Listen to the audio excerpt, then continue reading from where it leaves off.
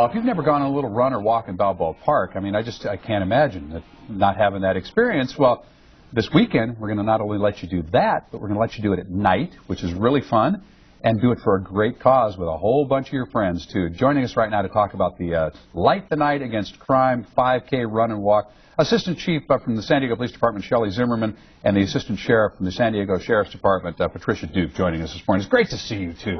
Thanks very much. We're looking forward to this. You know, Crime Stopper's been in existence now for about 28 years, and during that time, the community has helped solve more than 4,300 cases. And, you know, it's all about the community working together with the law enforcement agencies, with the help of the media, all about, you know, solving crime, getting criminals off the street, which makes our community safer for everyone. One of these great partnerships, isn't it? I mean, Crime Stoppers, law enforcement, and the citizens, it just works perfectly. And you really do pay attention to these tips when they come in. You follow up on these leads. I mean, when it comes in from Crime Stoppers, you pay attention, right? Oh, we absolutely pay attention. Every lead that comes in, we digest it, we look at it, we investigate it, and we've had great success. Absolutely. And people get to remain anonymous. That's the other thing, and I really want to let people remind them when they make a call to Crime Stoppers with a tip. Yeah, that's completely correct, and you know, it solves two issues. Number one, you're correct, is that 100% you remain anonymous, and then also there's an incentive with a reward, is that when you call. And you know, last year, our tips were up for about 27%, about 45% from 2 years ago. About 200 felons were taken off the streets, murderers, rapists, robbers, molesters. And so it's all about the community working together with law enforcement, you know, again, to make our community safer for everyone. Well, that's why this run is so much fun. I was down there for this last year. I can't wait to get down there for it again. The spirit of this thing, first off, it's fun, it's exciting.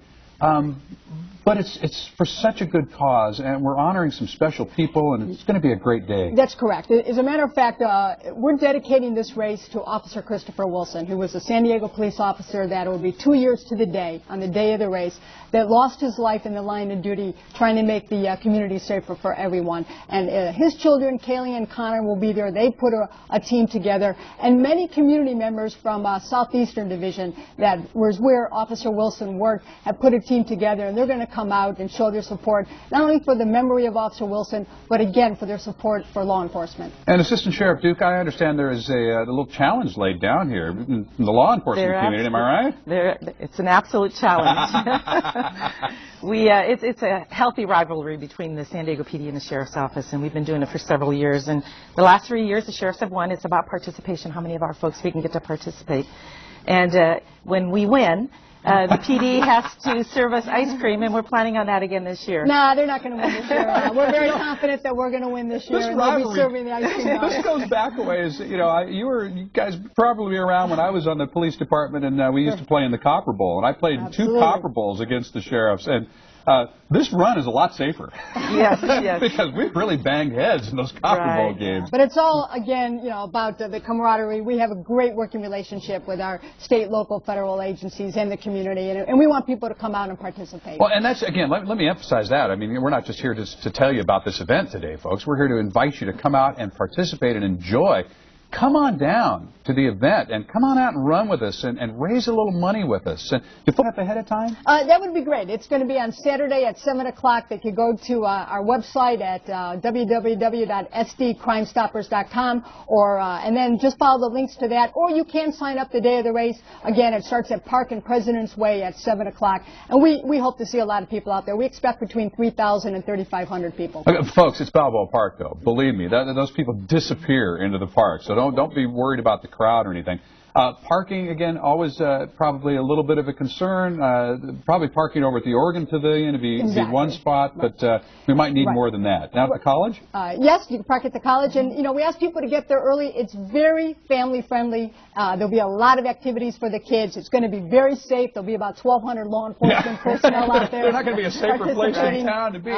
So you just come on out and bring the family, and you'll have a good time. You've got all kinds of Halloween-themed entertainment and so forth. There'll be some fun after the run. Pumpkin toss? Pumpkin patch, face painting, a lot of kid activities, very family-oriented. That's a pumpkin toss. No throwing the pumpkins. A pumpkin patch. But all that stuff for the kids as well. And I wanted to also mention a sheriff's detective and a sheriff's deputy that you're also going to be recognizing and honoring.